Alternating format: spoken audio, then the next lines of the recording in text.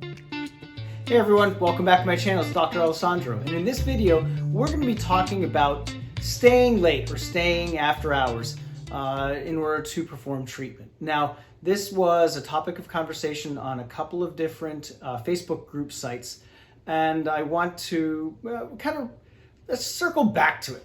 Let's rediscuss it a little bit because I saw some different takes and I did want to address them. So, first of all, sometimes when we're in the course of our busy workday, things happen and procedures can sometimes, unexpected things can happen during procedures to prolong them.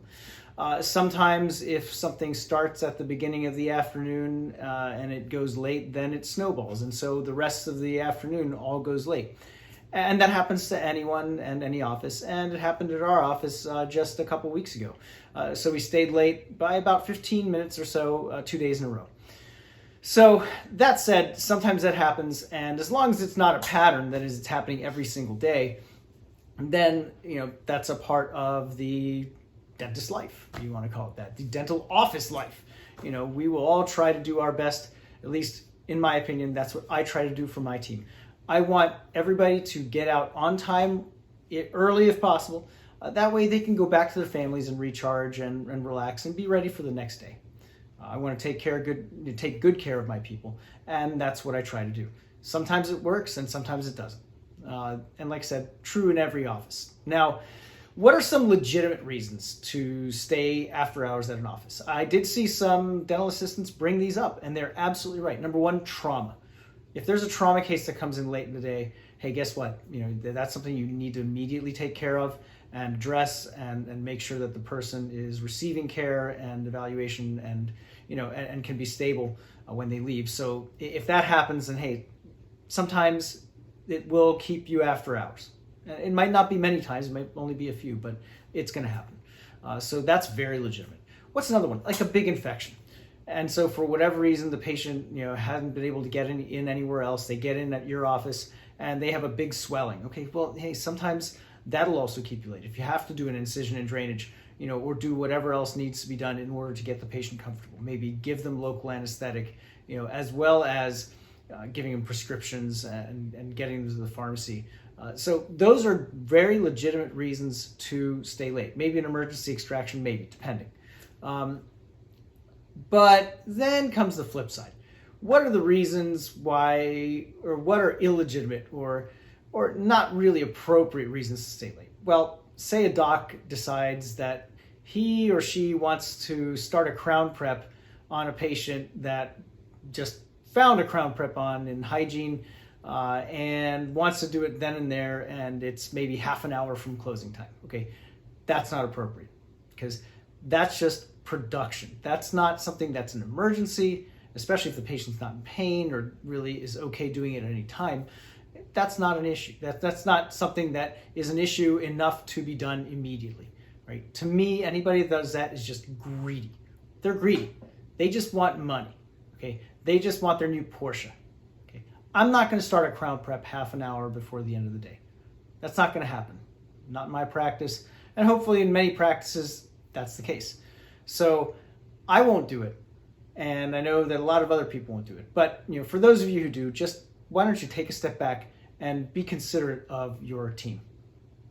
They have lives, they have families, they have things that they need to do after hours. They need to get to them. They don't want to be held up an extra hour and a half after closing time just because you wanted to do a crown prep, because you wanted the next best, greatest car, the newest Xbox, whatever that happens to be that you really are pining after, right?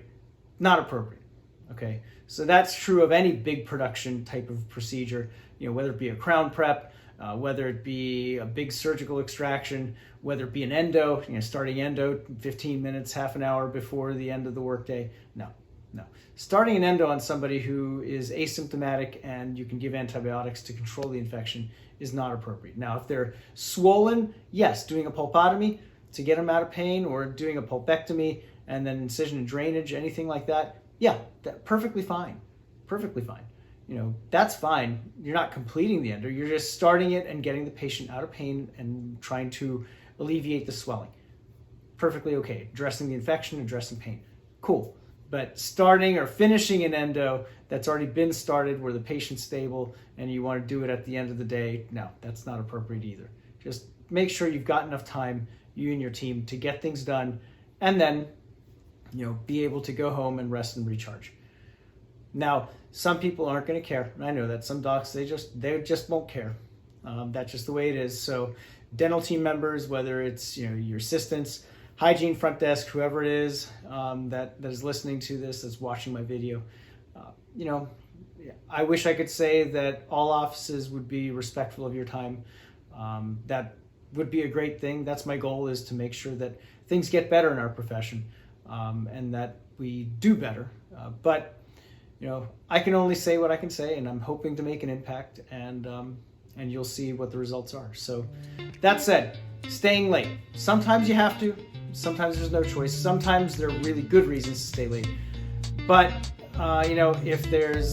if it's not a good reason, then maybe the doc should get a little bit of a talking to, politely, but big production should not be done while found in hygiene at the end of the day, and then to make everybody else stay an hour late or more. That's really inappropriate, unacceptable, and should never happen. So thanks so much for joining me. Hope you're having a great day, and hope you're all staying well and healthy.